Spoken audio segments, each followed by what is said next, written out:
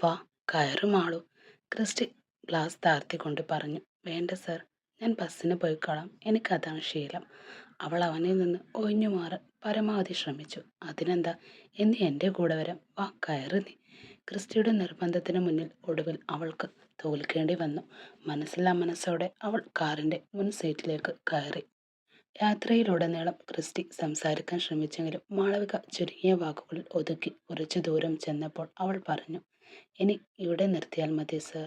Malu school bar എന്ന ബോർഡിന് മുന്നിൽ കാർ നിന്നു. ക്രിസ്റ്റി സംശയത്തോടെ ആ കടയിലേക്കും മാളവികയിലേക്കും മാറി മാറി നോക്കി. ഇവിടെയാണോ ഇറങ്ങാറ്? അവൻ ചോദിച്ചു. ഇതെൻ്റെ അച്ഛൻ്റെ കടയാണ് സർ, എന്തെങ്കിലും കുടിച്ചിട്ട് പോകാം, സാറിന് ഇഷ്ടമാണെങ്കിൽ, അവൾ ശാന്തമായി പറഞ്ഞു. ആവാലോ, എന്തെങ്കിലും കുടിക്കാം. ക്രിസ്റ്റി കാറിൽ നിന്നിറങ്ങി. ഉള്ളിലൊരു നിമിഷം അവൻ ചിന്തിച്ചു, ഇത്രയും സാധാരണക്കാരാണോ ഇവൾ? കടയുടെ ഉള്ളിലേക്ക് നോക്കിക്കൊണ്ട് അവൾ വിളിച്ചു, അച്ഛാ.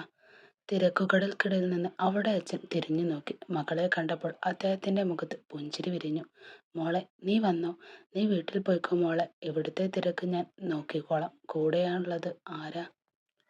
ഇത് ഓഫീസിൽ പുതുതായി വന്ന ആളാണച്ഛ, ക്രിസ്റ്റി സർ. ചേച്ചിയുടെ പൊസിഷനിലാണ് അവർ ഇപ്പോൾ നിൽക്കുന്നത്, അവൾ പരിചയപ്പെടുത്തി. അച്ഛൻ അവനെ സ്നേഹത്തോടെ നോക്കി. ഇരിക്കും മോനെ, എന്താ വേണ്ടത്? എനിക്ക് 2 സമൂസയും ഒരു കോഫിയും മതി അച്ഛ, ക്രിസ്റ്റി പറഞ്ഞു. അച്ഛ എന്ന വിളി കേട്ടപ്പോൾ ആ വൃദ്ധന്റെ മനസ്സ് നിറഞ്ഞു. കടയിലെ പയ്യനോട് ഓർഡർ പറയുമ്പോൾ അദ്ദേഹം സന്തോഷത്തിലായിരുന്നു. എന്നാൽ ക്രിസ്റ്റിയുടെ മനസ്സ് മറ്റൊന്നിലും. അവൻ ആ പരിസരം നിരീക്ഷിച്ചു. മാളവികയുടെ എളിമയും അവളുടെ കുടുംബത്തിന്റെ അവസ്ഥയും കണ്ടപ്പോൾ അവനിൽ പുതിയൊരു വാശി തന്നെ ജനിച്ചു. ഇവളെ ഞാൻ തന്നെ സ്വന്തമാക്കും. അഗ്നി ഇത് കണ്ട് ആസ്വദിക്കണം. അവനുള്ള മറുപടി കൂടിയായിരിക്കും ഇത്, അവൻ ഉള്ളിൽ ഉറപ്പിച്ചു. സമൂസയും കോഫിയും കഴിച്ചു കൊണ്ടിരിക്കുമ്പോൾ അയാൾ ചോദിച്ചു, മോനെ, ഇനി എന്തെങ്കിലും വേണോ? വേണ്ടച്ച, ഇത് മതി, വയറു നിറഞ്ഞു, ക്രിസ്റ്റി ചിരിച്ചുകൊണ്ട് പറഞ്ഞു. മോന്റെ വീട് എവിടെയാ? ഞാൻ കൊച്ചിയിലാ അച്ഛ. അവിടെ വീടും സ്ഥലവും ഒക്കെയുണ്ട്. വീട്ടിൽ ആരൊക്കെയുണ്ട്? അച്ഛനും അമ്മയും പിന്നെ ഒരു ചേച്ചിയുമുണ്ട്. ചേച്ചിയും എന്നെ പോലെ തന്നെ ഒരു കമ്പനിയുടെ തലപ്പത്താണ്, അവൻ മറുപടി നൽകി. ക്രിസ്റ്റിയുടെ പെരുമാറ്റവും സംസാര രീതിയും അച്ഛന് വല്ലാതെ ഇഷ്ടപ്പെട്ടു. എന്നാൽ ക്രിസ്റ്റിയുടെ കണ്ണുകൾ മാളവികയെ പിന്തുടരുന്നു. ഓരോ കസ്റ്റമറുടെയും അടുത്ത് ചെന്ന് ഓർഡർ ചോദിക്കുന്നതും അവരോട് കുശലം പറയുന്നതും കണ്ടപ്പോൾ അവൻ അവളോട് വലിയ മതിപ്പ് തന്നെ തോന്നി. ജോലി കഴിഞ്ഞു വന്നാൽ അച്ഛനെ സഹായിക്കാൻ ഓടിയെത്തുന്ന ഈ പെൺകുട്ടി എത്ര നല്ലവളാണ്. ഇന്നത്തെ കാലത്ത് ആരും ഇങ്ങനെയൊന്നും ചെയ്യില്ല, അവൻ മനസ്സിൽ പറഞ്ഞു. നേരം ഇരുട്ടി തുടങ്ങിയപ്പോൾ ക്രിസ്റ്റി എഴുന്നേറ്റു. മാളവിക, ഞാൻ ഇറങ്ങുകയാണ് കേട്ടോ. അവൾ കൈകൾ കഴുകി അവൻ്റെ അടുത്തേക്ക് വന്നു. സോറി സാർ, കസ്റ്റമേഴ്സ് ഉള്ളത് കൊണ്ട് സാറിനെ ശ്രദ്ധിക്കാൻ സമയം പറ്റിയില്ല. അതിനെന്താ മാളു, താൻ തൻ്റെ അച്ഛനെ സഹായിക്കുകയല്ലേ, അത് വലിയ കാര്യമാണ്. അച്ഛനോട് യാത്ര പറഞ്ഞ് അവൻ കാറിലേക്ക് നടന്നു. കണ്ണിൽ നിന്ന് മറയുന്നത് വരെ അവൾ നോക്കി നിൽക്കുന്നത് ക്രിസ്റ്റി മിററിലൂടെ കണ്ടു. ലക്ഷ്യം അടുത്തു വരുന്നത് പോലെ അവനൊന്ന് പുഞ്ചിരിച്ചു. നീ അവനെ നോക്കി ഇങ്ങനെ വെള്ളമിറക്കി നിൽക്കാതെ വേറെ ആരെങ്കിലും കൊണ്ടുപോകുന്നതിന് മുമ്പ് ഒന്ന് മുട്ടി നോക്ക് പെണ്ണെ. ലക്ഷ്മി സിൽക്സ് എന്ന ബോർഡ് വെച്ച തുണിക്കടയുടെ ഉള്ളിൽ നിന്ന് റോഡിന് എതിർവശത്തുള്ള ഹേമാമാലിനി ഗോൾഡ് പാലസിലേക്ക് കണ്ണും നട്ടിരിക്കുകയാണ് കാർത്തുമ്പി. കാർത്തുമ്പിയെ നോക്കിക്കൊണ്ടാണ് അശ്വതി ചിരിയോടെ അതെല്ലാം പറഞ്ഞതും. കാർത്തുമ്പിയുടെ ഉള്ളൊന്നു പിടഞ്ഞു. ആ കടയിലെ പുതിയ സ്റ്റാഫായ അരുണിനോട് അവൾക്ക് പ്രണയം തോന്നിയിട്ട് ഏറിപ്പോയാൽ ഒരാഴ്ചയായിട്ടേ ഉണ്ടാവുള്ളൂ. എടി, ഇവനെ ഞാൻ ഇതിനു മുമ്പ് എവിടെയോ കണ്ടിട്ടുണ്ടല്ലോ. കാർത്തുമ്പി താടിക്ക് കൈയും കൊടുത്തുകൊണ്ട് ആലോചിച്ചു. പക്ഷെ എത്ര തല പുകച്ചിട്ടും ആ മുഖം എവിടെ കണ്ടതായിട്ട് ഓർമ്മ വരുന്നില്ല അവൾക്ക്. ഉച്ചസമയമായത് കടയിൽ കസ്റ്റമേഴ്സ് ആരും ഉണ്ടായിരുന്നില്ല. അതുകൊണ്ട് തന്നെ അവരുടെ ചർച്ച മുഴുവൻ അരുണിനെ ചുറ്റിപ്പറ്റിയായിരുന്നു. അല്ലെങ്കിലും അയാൾക്ക് എപ്പോഴും എന്തോ ഒരു ദേഷ്യമുള്ള മുഖമാ. ആരെങ്കിലും തേച്ചിട്ട് പോയതാണോ എന്തോ. കാർത്തുമ്പി തൻ്റെ സംശയം വീണ്ടും അശ്വതിയോടായി പങ്കുവച്ചു. ഓ, ഇനി നീ അതും കൂടി നോക്കിയിരിക്ക്. അങ്ങനെയൊക്കെ സംഭവിച്ചിട്ടുണ്ടെങ്കിൽ നീ ഒരുപാട് കഷ്ടപ്പെടേണ്ടി വരും മോളെ, അശ്വതി അവളെ കൊണ്ട് കളിയാക്കിക്കൊണ്ട് പറഞ്ഞു. അപ്പോഴാണ് കാർത്തുമ്പി തൻ്റെ ഫോണിലേക്ക് നോക്കിയത്. പെട്ടെന്ന് അവളുടെ കണ്ണുകൾ വിടർന്നു. എന്തോ ഓർത്തതുപോലെ അവൾ ഫോൺ അശ്വതിയുടെ നേർക്ക് നീട്ടി. ഫോണിൽ കണിമംഗലം ഗ്രൂപ്പിൻ്റെ പുതിയ ഷോറൂമിനെ കുറിച്ച് അവരുടെ MD അഗ്നി സംസാരിക്കുന്ന ഒരു വീഡിയോ ആയിരുന്നു അത്. അശ്വതി ചേച്ചി, ഇങ്ങോട്ട് നോക്കിക്കേ, ഈ അഗ്നി സാറിൻ്റെ അനിയനാണവൻ, കാർത്തുമ്പി ആവേശത്തോടെ വിളിച്ചു പറഞ്ഞു. എടി, അപ്പോൾ ഇവൻ കണിമംഗലത്തെ ഇളയ സന്താനമാണോ? അശ്വതിയുടെ കണ്ണുകൾ അത്ഭുതം കൊണ്ട് വിടർന്നു. അതെ.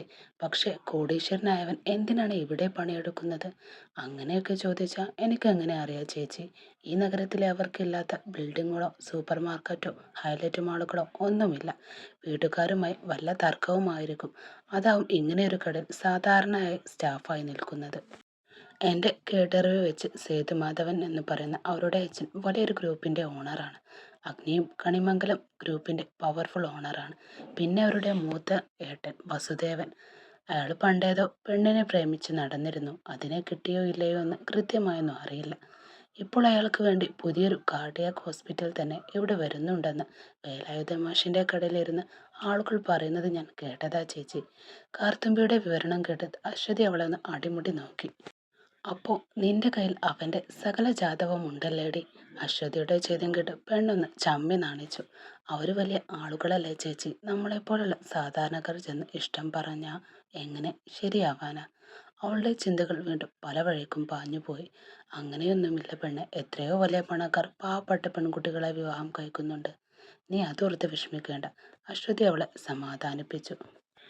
തൻ്റെ ജോലിയിൽ മുഴുകിയിരിക്കുമ്പോഴും ലക്ഷ്മി സിൽക്സിന്റെ ഗ്ലാസ് വാതിലിലൂടെ തനിക്കെതിരെ നേടുന്ന ആ രണ്ട് കണ്ണുകൾ അരുണും അറിയുന്നുണ്ടായിരുന്നു. പക്ഷെ അവന്റെ മനസ്സിൽ ഒരിക്കൽ വീണ മുറിവ് അത്രമേൽ ആഴത്തിലുള്ളതാണ്. അതുകൊണ്ട് തന്നെ ഇനിയൊരു പെണ്ണിനെയും വിശ്വസിക്കാൻ അവനും തയ്യാറല്ല. കട്ടിലിൽ നിരത്തിയിരിക്കുന്ന ആ 20 ലക്ഷം രൂപയിലേക്ക് നോക്കുമ്പോൾ അഞ്ജലിയുടെ ശ്വാസം നിലക്കുന്നത് പോലെ തോന്നി. പണത്തോടുള്ള ആർത്തി മൂത്ത് കണിമംഗലം ഗ്രൂപ്പിന്റെ സകല രഹസ്യങ്ങളും താൻ ചോർത്തിക്കൊടുത്തത് ഈ നോട്ടുകെട്ടുകൾക്ക് വേണ്ടിയാണ്.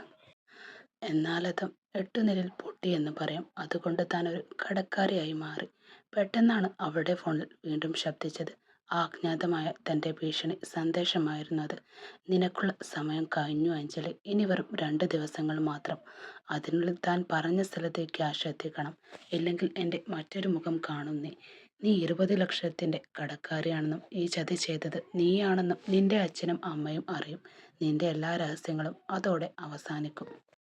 അഞ്ജലിയുടെ കണ്ണിൽ നിന്ന് വീണ ഒരു തുള്ളി കണ്ണുനീർ ആ നോട്ടുകെട്ടിലേക്ക് മേൽ പതിച്ചു. വേണ്ടായിരുന്നു. ഒന്നും വേണ്ടായിരുന്നു. സ്വന്തം അച്ഛനെ മനസ്സിലാക്കാൻ താൻ ഒരിക്കലും ശ്രമിച്ചില്ല. ഇപ്പോൾ അച്ഛൻ്റെ കൂൾബാർ കടയിൽ സഹായിക്കാൻ നിൽക്കുമ്പോഴും അച്ഛനും അനിയത്തിയും ആളും തൻ്റെ മാറ്റങ്ങളിൽ ഇപ്പോഴും സംശയമാണ്. ഈ ബ്യൂട്ടി പാർലറിലെ ജോലി കൊണ്ടൊന്നും ഈ കടം എനിക്ക് തീർക്കാനും പറ്റില്ല. അവൾ തൻ്റെ മേശപ്പുറത്തിരിക്കുന്ന കമ്പ്യൂട്ടർ എഞ്ചിനീയറിംഗ് സർട്ടിഫിക്കറ്റിലേക്ക് നിസ്സഹായതയോടെ നോക്കി. വീണ്ടും പത്രങ്ങളിൽ എന്തെങ്കിലും ജോലി ഒഴിവുണ്ടോ എന്ന് തിരയാൻ തുടങ്ങി. അച്ഛനെ താൻ ഒരുപാട് കുത്തുവാക്കുകൾ പറഞ്ഞിട്ടുണ്ട്. പക്ഷേ മക്കളെന്ന് വെച്ചാൽ അച്ഛന് ജീവനാണ്. താനും മാളവും അനിയനും ഉണ്ണിയും അടങ്ങുന്ന അച്ഛൻ്റെ ലോകം. ഉണ്ണി ഇപ്പോൾ ഒരു ബൈക്ക് സ്പെയർ പാർട്സ് കടയിലാണ് ജോലിക്ക് പോകുന്നത്. അവനെ എങ്കിലും പഠിപ്പിച്ച് സിഎ ആക്കണമെന്നാണ് അച്ഛൻ്റെയും മാളുവിൻ്റെയും വലിയ ആഗ്രഹം. പിന്നെ എല്ലാവർക്കും സ്വന്തമായിട്ടൊരു കുഞ്ഞു വീടും. അത് ഇപ്പോൾ താനും ആഗ്രഹിച്ചു പോകുന്നു. തങ്ങളുടെ പഴയ ജീവിതത്തിലേക്ക് വീണ്ടും മടങ്ങാൻ. അപ്പോഴാണ് അവളുടെ ഫോണിലേക്കൊരു നോട്ടിഫിക്കേഷൻ വന്നത്. ഒരു പ്രമുഖ കമ്പനിയിലെ 1-ാം തരം ജോബ് വേക്കൻസി. അവളുടെ മനസ്സിൽ നേരിയൊരു പ്രതീക്ഷ വിരിഞ്ഞു. പക്ഷെ പ്രതീക്ഷ അധിക നേരം നീണ്ടു നിന്നില്ല. ജനലിലൂടെ പുറത്തേക്ക് നോക്കിയ അഞ്ജലിയുടെ നെഞ്ചിൽ ഒരു കൊള്ളിയാൻ മിന്നി. റോഡിലൂടെ വിവേകിൻ്റെ കാർ കടന്നു പോകുന്നു. അവൻ്റെ അരികിലിരുന്ന് മറ്റൊരു പെൺകുട്ടിയും പൊട്ടിച്ചിരിക്കുന്നുണ്ട്. വിവേക് അവളെ നോക്കി പ്രണയത്തോടെ സംസാരിക്കുന്നു. അഞ്ജലിയുടെ ഇടനെഞ്ച് പിടഞ്ഞുപോയി. താൻ എത്രമാത്രം ആത്മാർത്ഥമായി സ്നേഹിച്ചതാണ് അവനെ. തൻ്റെ എല്ലാ സ്വപ്നങ്ങളും രാത്രികൾ നീണ്ട ഫോൺ കോളുകളും അവന് വേണ്ടിയുള്ളതായിരുന്നു. പക്ഷെ കണിമംഗലം ഗ്രൂപ്പിൽ നിന്ന് പുറത്താക്കപ്പെട്ടപ്പോൾ അവന് തന്നെ വേണ്ട. ഇന്ന് പാർലറിൽ വെച്ചാണ് വിവേകിനെയും അവൻ്റെ അമ്മയെയും അവൻ വിവാഹം കഴിക്കാൻ പോകുന്ന പെണ്ണിനെയും താൻ കണ്ടത്. ഒരു വലിയ മൾട്ടി സ്പെഷ്യാലിറ്റി ഹോസ്പിറ്റൽ മുതലാളിയുടെ ഏക മകളാണവൾ. ഇപ്പോൾ വിവേക് അവളുടെ വെറുമൊരു അടിമയുമായി.